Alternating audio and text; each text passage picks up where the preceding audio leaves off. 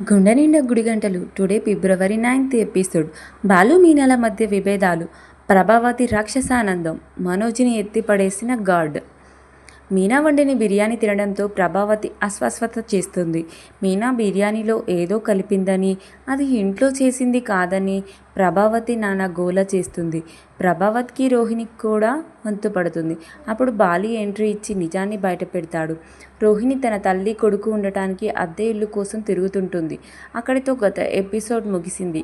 ఇక నేటి రాత్రి ప్రసారం కాబోయే ఎపిసోడ్లో ఏం జరిగిందంటే, టాక్సీ స్టాండ్లో రాజేష్ ఫుల్గా తాగి పడి ఉండటం చూసి బాలుకు చిర్రెత్తుకొస్తుంది. ఏరా ఎందుకింత తాగావు? నీ ప్రాణాల మీద నీకు తీపి లేదా? రోడ్డు మీద ఇలా పడి ఉండటానికి నీకు సిగ్గుగా లేదా అని రాజేష్ను బాలు కోపంగా అడుగుతాడు. రాజేష్ ఏడుస్తూ, కొట్టు బాలు, ఇంకా కొట్టు. ఈ లోకంలో డబ్బున్నవాడికే విలువ. మా పెదనాన్న డబ్బున్నవాడిని. ఆయన షష్ఠిపూర్తిని ఊరంతా పిలిచి పండుగలా చేశారు. నా కన్న తండ్రికి షష్ఠిపూర్తి వస్తుంటే నా దగ్గర పైసా లేదు. తక్కువగా చేస్తే పరువు పోతుంది. ఎక్కువ చేయడానికి స్తోమత లేదు. అందుకే తాగాను రాని బాలుకి సమాధానం ఇస్తాడు రాజేష్. రాజేష్ తన తండ్రి పట్ల చూపిస్తున్న ప్రేమ బాలుని కదిలిస్తుంది. అరే, తండ్రి మీద ఇంత ప్రేమ పెట్టుకొని ఎందుకురా ఏడుస్తావు? ఎంత అవుతుంది ఆ ఫంక్షన్కి అని బాలు అడుగుతాడు. కనీసం 1,00,000 అవుతుందిరా. ఎవరిని అడిగినా మొహం చాటేస్తున్నారు అని రాజేష్ సమాధానం ఇస్తాడు. నువ్వు వెళ్ళి ఏర్పాట్లు చేసుకో. ఆ 1,00,000 రూపాయలు నేను ఇస్తాను. అది నా మాట అంటూ బాలు రాజేష్కు అభయం ఇస్తాడు. మరోవైపు మనోజ్ తన షోరూమ్ కోసం సెక్యూరిటీ గార్డ్ ఇంటర్వ్యూ నిర్వహిస్తుంటాడు. అక్కడ జరిగిన కామెడీ అంతా ఇంత కాదు. ఇంటర్వ్యూకి వచ్చిన వ్యక్తిని చూసి షాక్తో, ఏంటి వీడు ఇంత పొడుగున్నాడు, సరే జీతం ఎంత కావాలి అని అడుగుతాడు. నెలకి 10,000 చాలు సార్, కానీ నా డైట్ కండిషన్స్ ఉన్నాయి. ఉదయం 20 పూరీలు, 50 ఇడ్లీలు, మధ్యాహ్నం బిర్యానీ, సాయంత్రం డ్రింక్స్, రాత్రి 25 గుడ్లు చపాతీలు. ఇవి మీరు ఇప్పించాలని మనోజ్ని అడుగుతాడు గాడ్. ఒరే, నువ్వు తినడానికి లేక హోటల్ నడపడానికా? నిన్ను మేపడం నా వల్ల కాదు బాబోయ్ అని అంటాడు మనోజ్. నేను తినకపోతే నీ మీద అటాక్ చేసే వాళ్ళని ఎలా అడ్డుకుంటాను సార్? కావాలంటే చూడండి అంటూ మనోజ్ని అమాంతం ఎత్తుకొని గిరగిరా తిప్పి కింద పడేస్తాడు.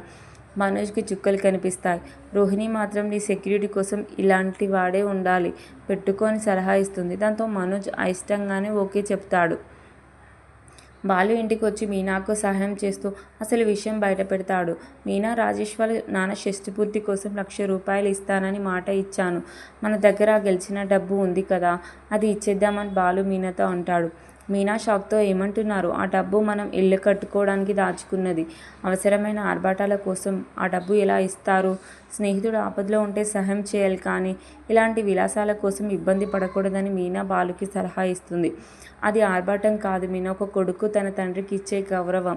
నేను మాట ఇచ్చాను, దీనికి వెనక్కి తగ్గను అని అంటాడు బాలు. లేనప్పుడు లేదనే చెప్పాలి. ఆ డబ్బు తిరిగి రాకపోతే మన పరిస్థితి ఏంటి? నేను ఒప్పుకోనని బాలుకి తేల్చి చెప్తుంది మీనా. వీరిద్దరి గొడవను చాటుగా విన్న ప్రభావతి రాజేయడానికి ప్రయత్నిస్తుంది. కానీ బాలు ముందే పసిగట్టి మా మధ్య చిచ్చు పెట్టాలని చూడకు అని తల్లిని హెచ్చరించి అక్కడి నుంచి వెళ్ళిపోతాడు.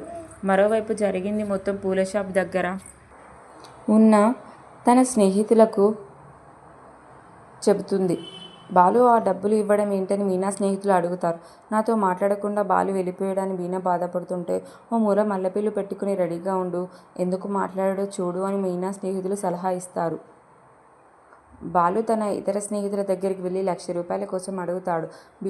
బాలు, నీకే కష్టాలు ఉన్నాయి. ఆ రాజేష్ కోసం అప్పులు చేయడం ఏంటి? వాడు ఆ డబ్బు తిరిగిస్తాడన్న గ్యారెంటీ ఏంటి? అనవసరంగా ఇరుక్కోకు అని బాలుకి సలహా ఇస్తారు.